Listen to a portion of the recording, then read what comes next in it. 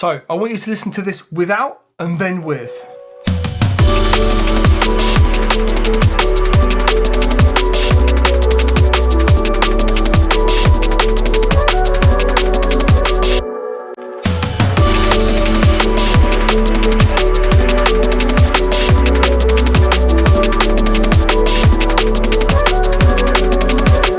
Did you hear the massive difference in all the synths, the noise, everything lifting up? So what we're looking at here is Izotope Plasma. If you've used Ozone, think of this like the stabilizer unit or the clarity unit, but it's the exciter. So it's taking that excitement element and doing the things that the clarity kind of does in the narrow space. What I've taught in the past is if you need like a little lift in a certain area of a track, like make a vocal pop out, you can take the mids, put the exciter like in that really narrow band and distort it and help push that up a little bit. This thing is doing that, but in a much smarter, much more ergonomic way. And I've already fed this back to Izotope because this is possibly an alpha, I think it's a beta, definitely isn't ready to go live version. This needs to be a module in Ozone as far as I'm concerned. Break it down really quickly what we're doing. Right here on the left hand side we've got the different balance types. They're kind of like your different distortion types, but really they're working to like a profile a bit more like tonal balance or the clarity profiles, that kind of thing. The Flux Saturate, this cool electric looking dude right here, is how much of that we're dialing up. And here on the master, I've dialed it all the way up to 10. Attack and release, these are set to the track roughly. So 85 attack, a nice slow attack, but in line with the music, and the 320 really long release, but again, in line with the music. So when it does drop and there's like a pad tail off, it doesn't just go out and you don't feel it going.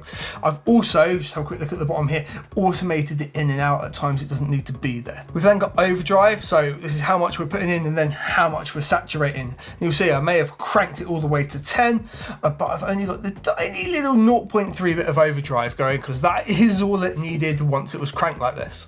We've then got our overall profile here in the middle. Look, we've got our 20 hertz all the way up to 20 kilohertz.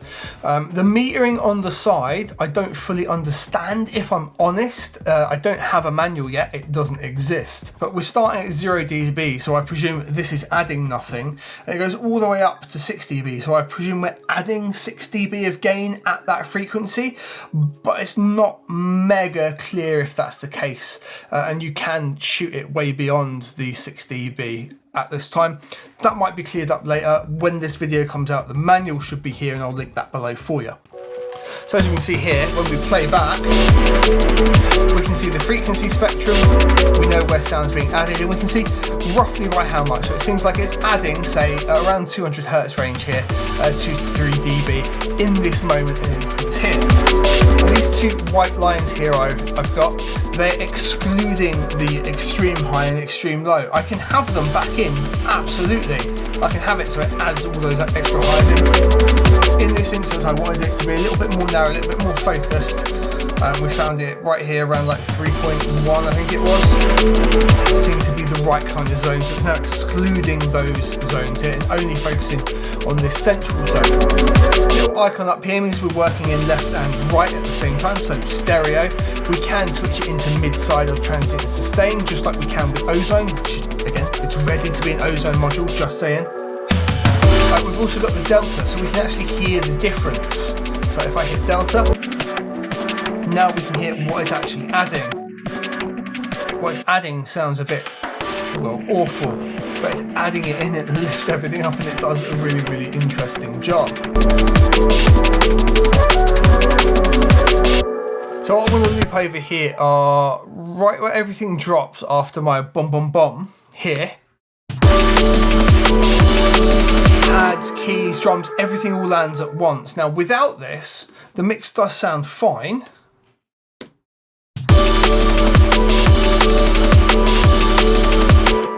Let's maybe grab at least a whole bar.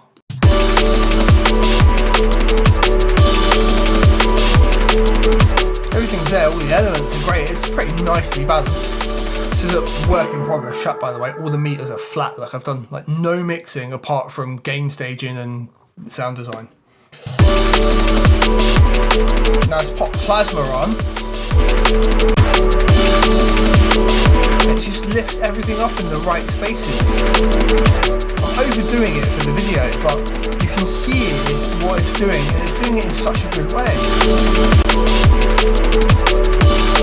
My mix with plasma.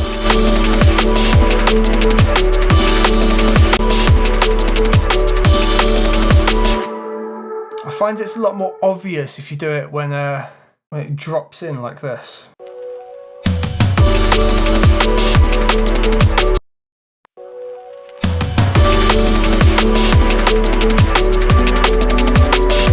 That's interesting, right? It's adding things in a way that it only lifts up those key areas. Now, I've left it on master balance for this example. It's on the master bus and I wanted it to be balanced.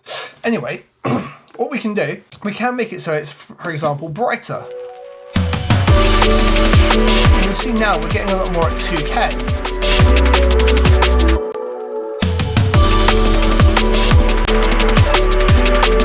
For me, that's too harsh, so I'm dialing it right back. Balance is really nice. That's an example of this working on a master. Well, the fact is, it is designed to work on just about anything. Look, it's got individual drum elements. So I've got my own snare in this track. It's usually called my snare, sharp. It's like my signature snare that pokes through in every track. Let's try popping plasma on there. Okay, so we're going to need the attack to be a lot faster this time, for sure. I reckon about 10 milliseconds, and something like 80 for release, probably. Now let's pump it up. We're adding low end that we don't necessarily want. And let's take it onto drums and snare. Overdrive. It's giving us loads of snare body and top.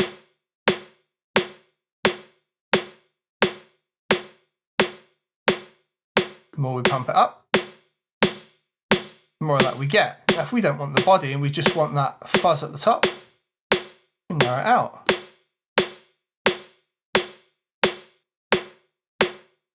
There's my snare. That's what it's doing to it. I think all that top end fuzz. Does it benefit it in the mix?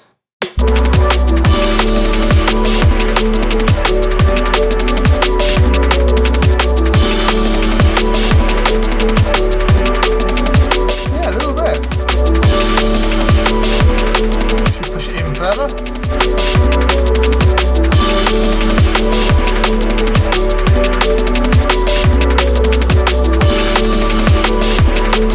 Let's exclude the real highs. It's clearly way too much.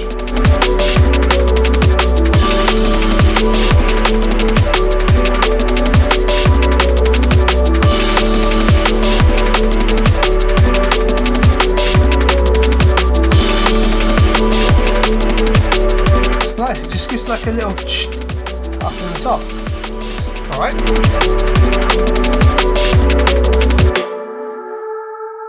What about something like the chords that sit across the track here? There's already a lot of effects on here, but let's see what it can add to it. So instead of master balance, let's go and find something that's relevant. Piano electric's probably pretty on point. By the way, this is supposed to sound distorted and saturated, and when everything comes together, that's how they work. So let's see what we can do. Now, attack wise, I think probably about 40, maybe 60. Let's get that tonality. We'll leave the long tail because it can hold the whole time it needs to be in there, right? Let's see what it's doing with that.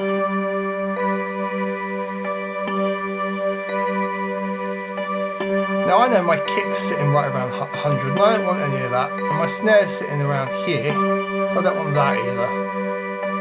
Let's see what we can get from the top end.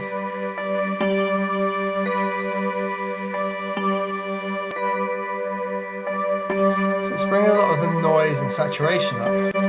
Perhaps we can put it a little earlier in the chain.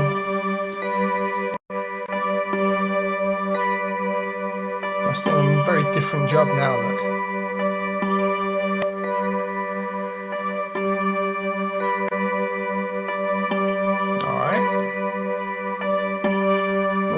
right up just to hear what it is.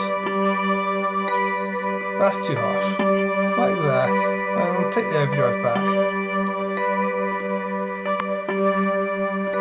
Alright, what about if we change it from piano electric to piano acoustic? Get a very similar response. Synth pad.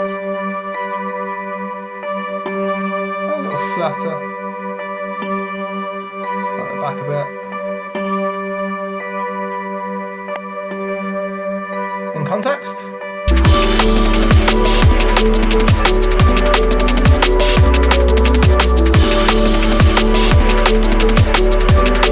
Let's just bring those top notes out a bit more. Maybe do it a little subtler.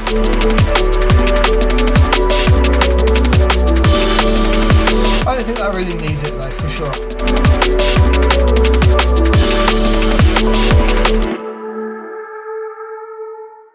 So for me, this thing needs to be an ozone module outright. It sits so well on the master and is doing such a good job on the 2-bus, but that's not its only place. Again, there's no rules. Use it wherever the hell you think you can get a good result out of it and it sounds good.